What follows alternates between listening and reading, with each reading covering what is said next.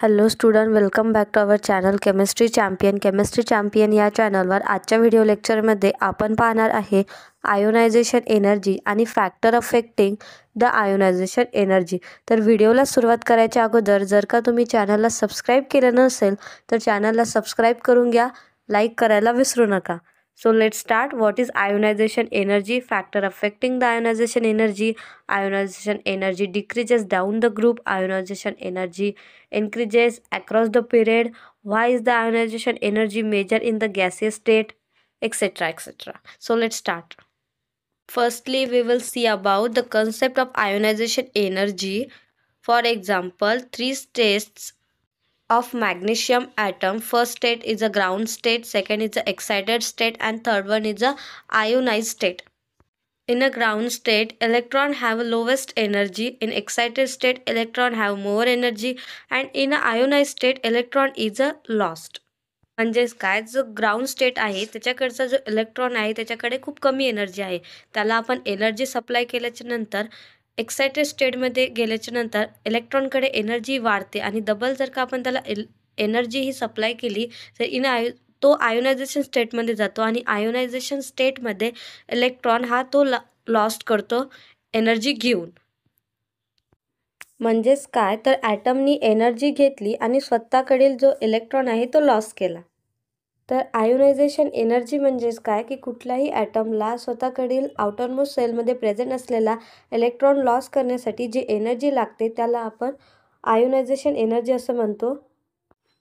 म्हणजेच आपण ग्राउंड स्टेटमध्ये असलेल्या मॅग्नेशियम ॲटमला 700 किलो जूल पर मोल एवढी एनर्जी सप्लाय केली.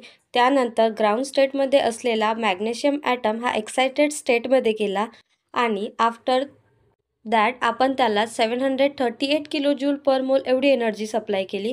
त्यानंतर तो आयोनाइज स्टेटमध्ये गेला. तर 738 किलो जूल पर मोल एनर्जी याला आपण आयोनायझेशन एनर्जी असे म्हणणार, कारण की with the help of this energy excited state atom transfer into ionize state atom. म्हणून आपण 738 किलो जूल पर मोल या एनर्जीला आयोनाइज एनर्जी म्हणणार, कारण की त्या एनर्जीमुळे ॲटमला हेल्प झाली त्याच्या आउटरमोस्ट सेलमधला इलेक्ट्रॉन लॉस करण्यासाठी.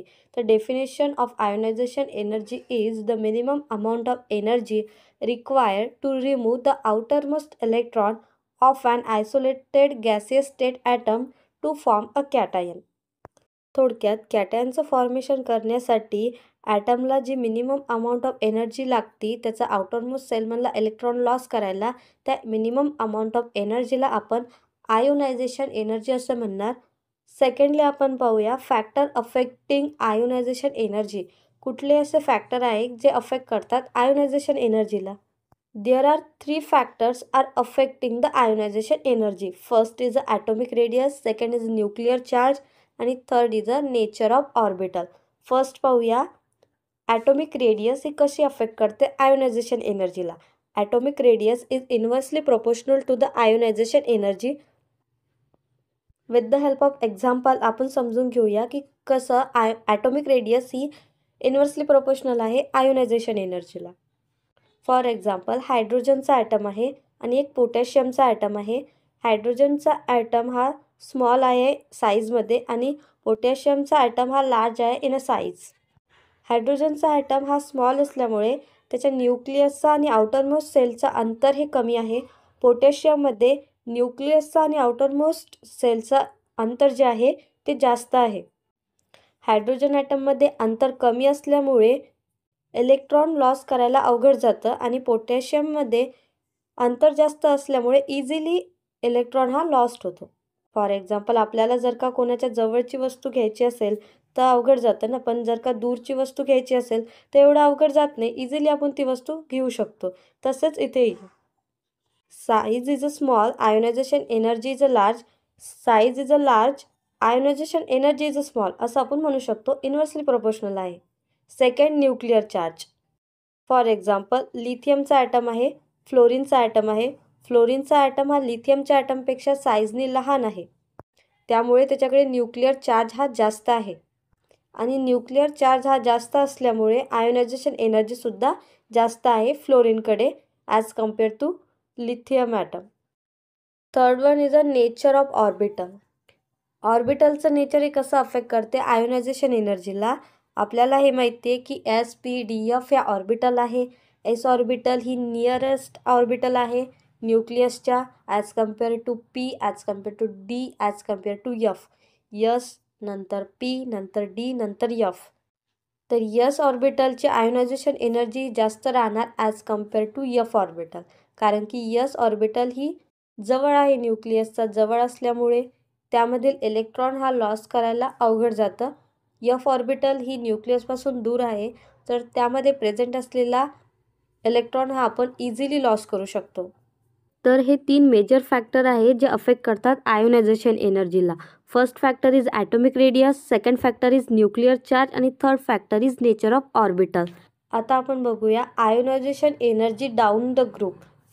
व्हाय ionisation energy decreases down the group. ग्रुपमध्ये खाली जात असताना आयोनायझेशन एनर्जी ही कमी का बरं होते.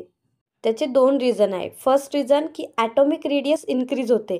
जसं आपण ग्रुप्समध्ये डाऊन जातो top to bottom, atomic radius ही इन्क्रीज होते, वाढते आणि शेल्डिंग इफेक्टसुद्धा वाढतो. ॲटॉमिक रेडियस ही वाढल्यामुळे न्यूक्लियस आणि आउटरमोस्ट शेलमध्ये प्रेझेंट असलेल्या इलेक्ट्रॉनचं अंतरसुद्धा वाढतं आणि आपण इझिली तो इलेक्ट्रॉन लॉस करू शकतो.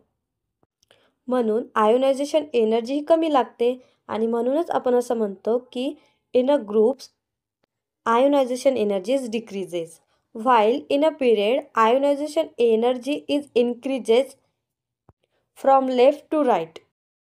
पिरियडिक टेबलमध्ये पिरियडमध्ये लेफ्ट करून राईटकडे जाताना आयोनायझेशन एनर्जी ही वाढते, कारण ॲटॉमिक साईज डिक्रीज होते, न्यूक्लिअर चार्ज इन्क्रीज होतो. म्हणजेच काय, जसजसं आपण लेफ्ट करून राईटकडे जाणार तर ॲटॉमिकची जी साईज आहे ती डिक्रीज होणार, कारण की इलेक्ट्रॉन वाढणार आणि शेल ही कॉन्स्टंट असणार आहे आणि इलेक्ट्रॉन वाढल्यामुळे न्यूक्लियस आणि आउटरमोस्ट शेलमधल्या इलेक्ट्रॉनचं अंतर हे कमी होणार, तर अट्रॅक्शन वाढणार.